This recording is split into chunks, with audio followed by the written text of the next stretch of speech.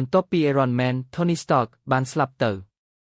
Peter Parker អាយុ17ឆ្នាំគ្រាន់តែចង់រស់នៅជាយុវជនធម្មតាម្នាក់ប៉ុណ្ណោះគាត់មើលអាវ Spider-Man ជំនាន់ដំបូងដែលព្យួរនៅក្នុងទូហើយក៏មើលឈុតថ្មីដែល Tony បានផ្ដល់ឲ្យលើកនេះគាត់សម្រេចចិត្តមិនយកឈុត Spider-Man ទៅជាមួយឡើយបន្ទាប់ពីពិភពលោកវិលត្រឡប់មកធម្មតាវិញសាលាបានរៀបចំដំណើរកម្សាន្តទៅអឺរ៉ុប Peter បានកំណត់គោលដៅមួយគឺត្រូវសារភាពស្នេហ៍ចំពោះ MJ ព្រោះមីងមេក៏កំពុងស្រឡាញ់ Happy ហើយបើគាត់មិនហ៊ានប្រាប់ MJ ទេគាត់នឹងនៅតែជាមិត្តធម្មតាប៉ុណ្ណោះ Peter ព្យាយាមបង្កើតឱកាសនៅជិត MJ ប៉ុន្តែរាល់ដងតែងតែមានរឿងខុសឆ្គងកើតឡើងចំណែក Ned វិញមួយផ្លេតមុននៅលីវតែពេលយន្តហោះចុះចតគេក៏មានសង្សារភ្លាមធ្វើឲ្យផែនការរបស់ Peter ខូចទាំងស្រុងមិនយូរប៉ុន្មានក្រុមសិស្សបានជិះទូកចូលទីក្រុង Venice Peter ទើបតែរកឃើញឱកាសនៅជិត MJ ស្រាប់តែមានបាតុភូតចម្លែកកើតឡើងទឹកក្នុងប្រឡាយចាប់ផ្ដើមហូរចុះហើយរលកដ៏ធំបានផ្ទុះឡើងទឹកទាំងអស់ប្រមូលផ្ដុំគ្នាคล้ายជាបិសាចទឹកយក្សដែលចាប់ផ្ដើមបំផ្លាញទីក្រុង Peter មិនបានយកឈុត Spider-Man មកទេដូច្នេះគាត់មានតែឧបករណ៍បាញ់សរសៃពីងប៉ុណ្ណោះគាត់បាញ់សរសៃទៅលើបិសាចទឹកប៉ុន្តែគ្មានប្រយោជន៍អ្វីឡើយគាត់ប្រញាប់ជួយជំលះប្រជាជនឲ្យរត់គេចនៅពេលបិសាចទឹកហៀបនឹង Peter ស្រាប់តែបុរសអាថ៌កំបាំងម្នាក់ពាក់មួកដូចអាងចិញ្ចឹមត្រីបានហោះចុះពីលើមេឃគាត់ប្រើខែលនិងវេទមន្តបាញ់ពន្លឺពណ៌បៃតងប្រហារបិសាចទឹកបន្ទាប់ពីប្រយុទ្ធយ៉ាងស្វិតស្វាញគាត់បានប្រើថាមពលយ៉ាងខ្លាំងបំបែកបិសាចទឹកជាពីរផ្នែកបុរសអាថ៌កំបាំងបានក្លាយជាវីរបុរសភ្លាមប្រជាជនទាំងអស់អបអរសាទរគាត់ហើយសារព័ត៌មានក៏ផ្សាយព័ត៌មានពេញទីក្រុងសិស្សទាំងអស់ក៏ក្លាយជាអ្នកគាំទ្ររបស់គាត់ហើយដាក់រហស្សនាមឲ្យថា Mysterio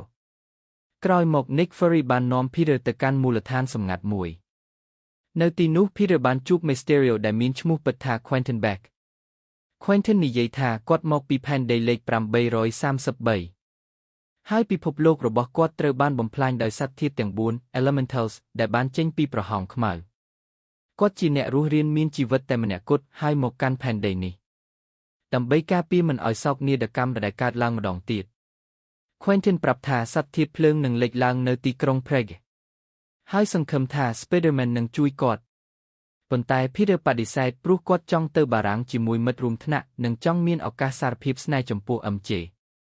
ទោះជាយ៉ាងណា Nick Fury បានរៀបចំឲ្យក្រុមសិស្សផ្លាស់ប្ដូរគោលដៅទៅទីក្រុង Prague ដោយមិនឲ្យ Peter ដឹងជាមុន Peter មិនសប្បាយចិត្តប៉ុន្តែគ្មានជម្រើសអ្វីក្រៅពីទៅតាមក្រុមនៅលើឡានក្រុង Peter បានពាក់វ៉ែនតាដែល Tony Stark ទុកឲ្យវ៉ែនតានេះមានប្រព័ន្ធបញ្ញាសិប្បនិម្មិតឈ្មោះ Ideae ដែលអាចគ្រប់គ្រងប្រព័ន្ធសន្តិសុខនិងផ្កាយរណបយោធាទាំងអស់របស់ Tony Stark Peter ចង់សាកល្បងវាដោយឲ្យ Ideae តាមដាន Brad ដែលកំពុងចូលចិត្តមីប៉ុន្តែប្រព័ន្ធយល់ច្រឡំថា Peter ចង់លុបបំបាត់ Brad ហើយបានបញ្ជូនយន្តហោះដ្រូនប្រយុទ្ធមកវាយប្រហារ Peter ភ័យខ្លាចយ៉ាងខ្លាំងហើយប្រញាប់បញ្ឈប់ការវាយប្រហារមុនពេល Brad រងគ្រោះក្រោយមក Peter និងមិត្តរួមថ្នាក់បានមកដល់ទីក្រុង Prague Nick Fury និង Mysterio បានរងចាំនៅទីនោះហើយប្រាប់ថាសត្វធាតុភ្លើងនឹងលេចឡើងក្នុងពេលឆាប់នេះ Peter នៅតែបដិសេធជួយប៉ុន្តែ Fury បានស្ដីបន្ទោសគាត់ថា Tony Stark បានទុកប្រព័ន្ធការពារដែលមានតម្លៃរាប់ពាន់លានដុល្លារឲ្យអ្នកតែរឿងដំបូងដែលអ្នកធ្វើគឺបញ្ជាឲ្យ drone វាយប្រហារមិត្តរបស់ខ្លួនវាបង្ហាញថាអ្នកនៅមិនទាន់ត្រៀមខ្លួនសម្រាប់ការទទួលខុសត្រូវនេះទេបន្ទាប់ពីត្រូវស្ដីបន្ទោស Peter ក៏យល់ព្រមជួយគាត់បានពាក់ឈុតសម្ងាត់ថ្មីដែល Fury រៀបចំឲ្យ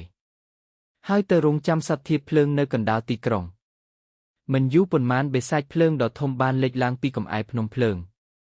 Peter បាញ់សរសៃពីងវាយប្រហារប៉ុន្តែត្រូវកម្ដៅដ៏ខ្លាំងដុតអស់សំណាងល្អ Mysterio បានប្រើថាមពលការពារទប់ស្កាត់ការវាយប្រហាររបស់បិសាច